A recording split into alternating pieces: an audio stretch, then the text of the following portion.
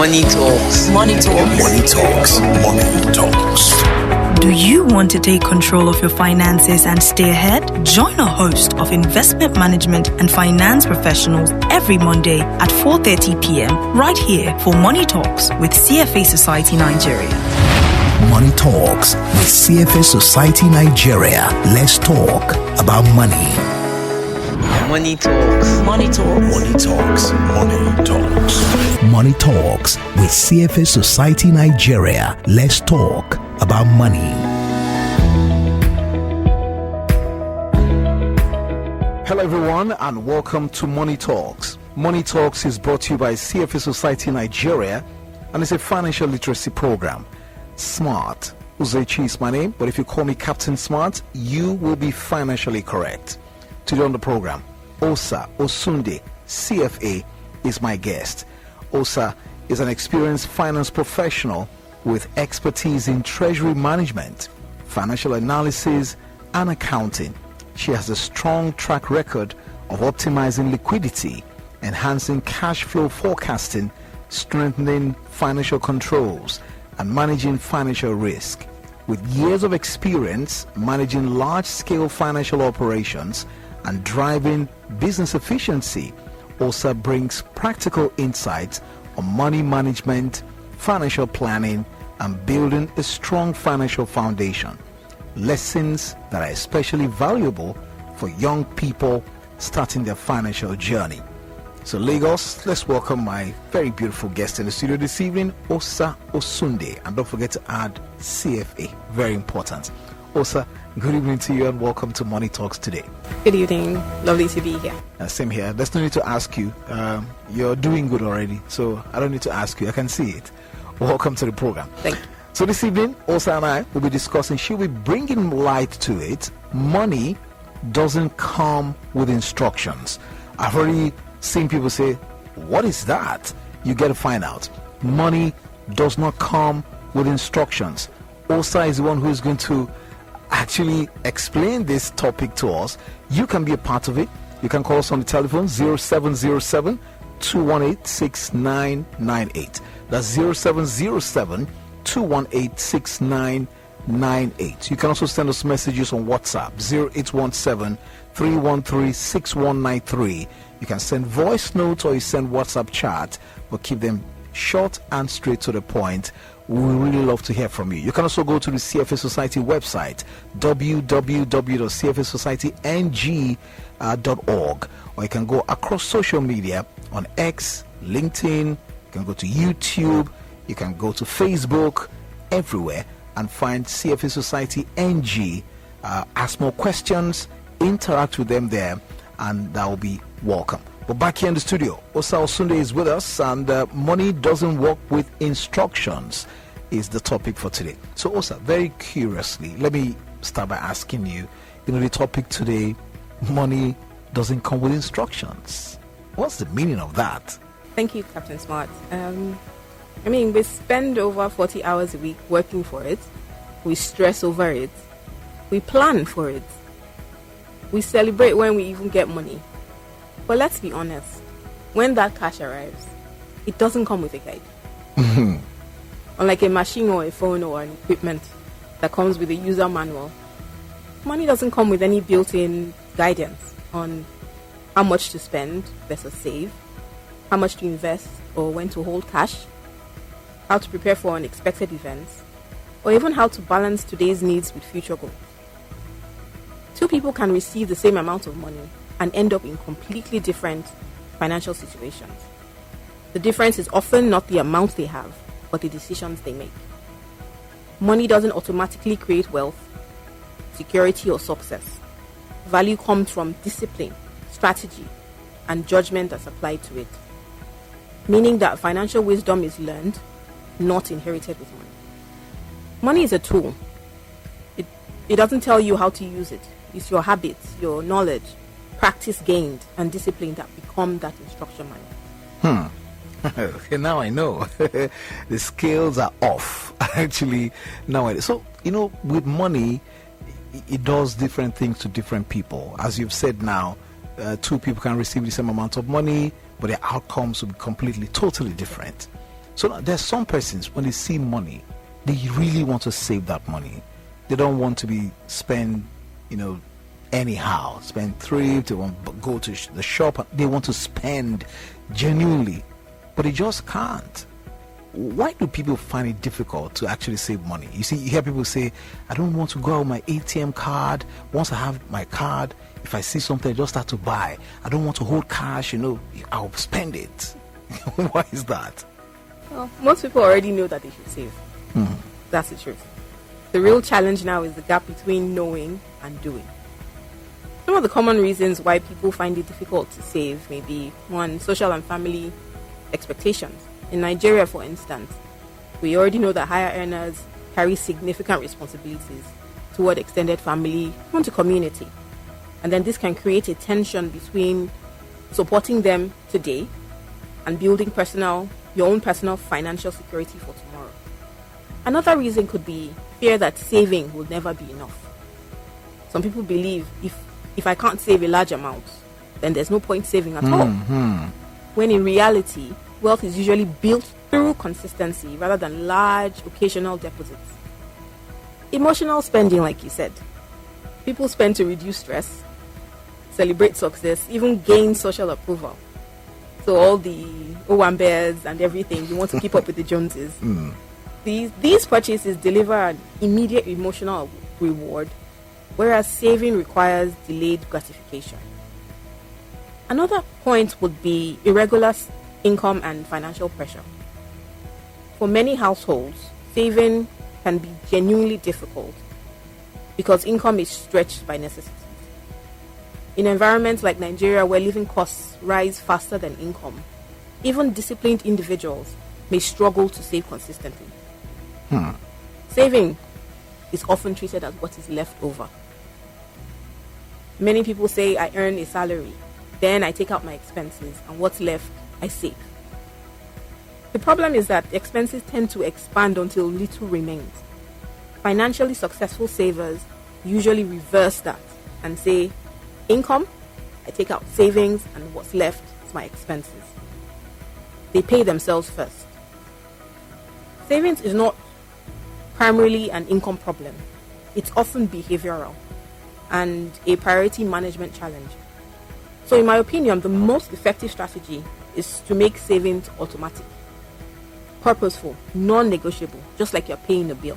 Also, what if the money is not enough? We always say The money that is coming in can't even go around. You have to eat, you have to transport yourself back to work, you have to, take care of things, right? And the money is never going to be enough. And somebody say your OSA is talking about savings. I don't have enough. I need to even borrow to augment my income. What do you say to such people? We say even the rich sometimes say that money is not enough. But in situations like that, we tend to want to prioritize savings, because if you don't save, you can't build wealth. That's the foundation. Saving is a culture. It should be inbred, a discipline. Once you save, you're able to then invest and grow and then build wealth. Okay, so somebody would just think that, so once somebody is intelligent, they're educated, they should be saving easily. But many of these intelligent and educated people, you see them struggle with saving. In fact, they're the ones who are, sometimes you find some of them very broke. They even come to borrow money from the less educated people or less intelligent people. Why is that? Quite fascinating question, because it reveals an important distinction. Intelligence and education are not the same as financial wisdom. A person can be brilliant in engineering, in medicine, law, and still struggle with money, because managing money depends on a different set of skills than those required to earn academic or professional success. Schools teach how to earn, not how to manage money. They focus on the maths, on the science. Very few teach budgeting, investing, wealth building, even behavioral finance. Also, knowledge doesn't automatically change behavior. We already know that spending less than you earn is wise and that saving is important. Yet, many still struggle with, because financial success is more about habits, emotional discipline, and self-control. Money decisions are emotional, more emotional than logical. because financial decisions are influenced by fear and anxiety, with social pressure. An intelligent person can understand how compound interest works perfectly, but still buy things they cannot afford just because they want recognition or immediate gratification. Also, success in one area doesn't automatically transfer to success, right? A brilliant surgeon isn't automatically a great investor. A successful executive, for instance, isn't automatically good at personal finance. There's one of Warren Buffett's quotes that, sticks out to me. The most important financial quality is temperament, not intellect. In other words, intelligence helps, education helps, technical knowledge helps, but the ability to remain disciplined, patient, and consistent matters even more. You don't build wealth by simply knowing more. That means you're intelligent, so I should be wealthy. No, you build wealth by consistently doing the right things, especially when emotions, social pressures, and short-term desires tempt you to do otherwise. Wow. It's time now to let you in, the listener. You can join the conversation here. Call us on the telephone. Osa Osunde, you can hear her. She's a finance expert, so she can provide the answers. 0707 218 6998. That's the number to call. You can also send us a message on WhatsApp, 0817 313 6193. Money doesn't come with instructions. That's what she's saying here. Hello, good evening. Hello, good evening, smart investor. I greet our madam. Welcome. So, invariably, I'm telling us money speaks or money doesn't speak. You see, my question is this. I agree with you, at least with the definition and explanation, at least it's self-explanatory. Everything you're trying to say is about the habit. But now, let's now look at this scenario. We have some babas now, some are maybe 90, 80, they had the possibility of working in the maybe 50s and the 60s. They made money and they call them stingy people, the people. But many of them built houses everywhere, almost everywhere. And the kind of job they did then, some were just, the kind of job a lot of people would not want to do today. But see, they were disciplined and they had beautiful assets that they have left behind for their children and grandchildren today. So what can you say about those people? They've never been to the front wall of a school. Some of them like that. Then I have another question, but I wanted to answer this first. The question I have is concerning the Sukuk bond. Thank you. Thank you very much. You were talking about intelligence and being knowledgeable. You want to answer? You want to respond to him? I would say in response, some people are actually lucky. Yeah. Luck, and plays a role sometimes. But then, as he said, discipline and consistency. So those babas will probably, save. They earn 50,000 a month. They will ensure that 10,000 is kept for the rainy day, and then do that consistently. You are saving, but your money may not be. They might not put in an investment account, for instance, or know that that's what they should do.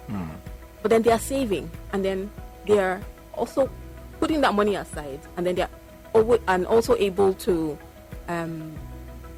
put that in, say, bank accounts that will grow over time. Okay, let's take another call. Hello, good evening to you. Good evening, Captain Smart. Welcome. And the intelligent. Welcome. Okay, so this is Peter from Apapa. Okay, so what I want to contribute is this, before I ask my question is, no matter how small your salary is, because people in Nigeria, because of the bad economy, salary this year might not be enough for people. And save a percentage of every income that comes. You understand? You understand? So you have to just do that. Now, their needs and their wants. You concentrate on your needs. Wants. Like for instance, now, cable TV, to me, is a want, is not a need. Eating a expensive restaurant is a want, not a need. Attend to what you need. There's a case in scenario, I'll be very quick, where a man, they laid staff to work in a construction company. I won't mention the name of the company. And after they laid them off, he was in the canteen, the construction company canteen. He was crying in tears. Hey, elderly man with grey hair. They asked what is it about? What's the issue? He said he has been working for this company for about 15 to 20 or 25 years. He cannot get one thing and use his salary to achieve. So that's the essence of it. So now comes to my question to your guest. Now we all know savings is very important, however small your salary. But which steps can we take to discipline ourselves? Because most people, when they save, before the end of the month, they will go back to that savings and pick it. Some will say they will put it in their account where there's no ATM. But in that case, they will still enter the physical bank to go and collect it. How can we discipline ourselves that will not touch our savings? All right. Thank you. Thank you very much. So also in answering that, it tallies to my next question. You know, people earn an income but they never build wealth. Is the problem usually income or financial knowledge? But before that time, a third call so we can box all these things together. Hello, good evening to you. Hello, good evening. Thank you so much for calling. Welcome. Good evening, Smart, and your guest, Sunday. CSA. Yes, my name is Noel. I'm calling you from Ajugule. Welcome. Yes, from what your guest is talking about, I really understand some of the things she's saying, and likewise, I believe no matter how little your income is, it's very, very important to save. But on the other hand, some people still find it very difficult because of the situation of the country. Then I heard her hammering so much about this financial discipline and so. So I will ask, how can one really get or apply this financial wisdom? Also, how can one also avoid this emotional spending? Because I think these are the two areas that really make people go into bankruptcy, or even after they've worked for so many years, they will still see themselves not getting more savings. I want her to really enlighten people more on these two areas. Thank you. All right, thank you very much. Over to you, Osa. For most people, the problem is neither income alone or financial knowledge alone. It's the combination of income, behavior, and financial habits. Some people will say it's an either-or question. But wealth creation depends on the ability to earn, so that's your income, the ability to keep that saving, and the ability to grow, that's money, that's investing. And to be honest, people can fail at any one of these stages. So somebody can earn well, be disciplined and save, but they're not being able to grow their money because they're not putting it in the right investment. We can also analyze this looking at it from two angles, where income is the main problem. We know that people don't earn enough to save and invest meaningfully, especially in our economy where we find ourselves. Most of their monies go to food, transportation, family responsibilities. In such cases, I would advise, first priority is to try to increase your earning capacity. Develop higher value skills. Maybe that would help you get another job that will pay you more. Then you can save better. Or build additional income streams by starting a business, for instance. Because you cannot invest money that doesn't exist. Secondly, when financial knowledge is the problem, people may have adequate income but still fail to build wealth because they do not understand how money works. Some people think I'm earning very well, so that means I'm wealthy. If I had to rank the causes for why people earn but never build wealth, I would say behavior and habits is the largest factor. Financial knowledge and decision making comes next. And then income limitations is third. Income determines how fast wealth can be built, but behavior and financial knowledge determines whether wealth is built at all. All right. I hope that answers all of those questions, because people are asking, can you force this discipline into people? Now, at the end of the day, you have your ATM card. You can even go to your bank. If you go there and ask for money, they will give you. Yes. So let me now ask my question. Yes, very quickly. Yes. I hope you will answer me. The Sukuk bond, the difference, I hope more up to like about 10 of them, 2027, 2020, I want you to tell me the disadvantages and the advantages of the timing as regards how they do on the stock market. Thank you. I hope you get me. Yeah, she did, but I doubt if, because that's outside our purview for this evening. Are you going to be, if you double into that, yeah. Oh, so sorry. If you double into that, I don't think we're going to finish, because I still have 2 or 3 questions. Maybe, Mr. Titilokwe, if you can send a message, then you can continue the discussion after that, because I really want to manage my time right here. I hope you don't mind, Mr. Titilokwe. You can just send a message, and you can continue the discussion after now. But also, very quickly, financial literacy, is often described as a practical skill you've been talking about here, rather than just some theoretical knowledge. Can you tell us, why is learning by doing so important and not just theory? Financial literacy is not just about knowing what to do. It's also about developing the ability and confidence to do it consistently. Learning by doing is very important. There's a clear difference between knowledge and skill. For example, consider the difference between reading a book about swimming and actually getting into the water. You can understand every principle of swimming, but still struggle the first time you put your feet in the water or in the pool.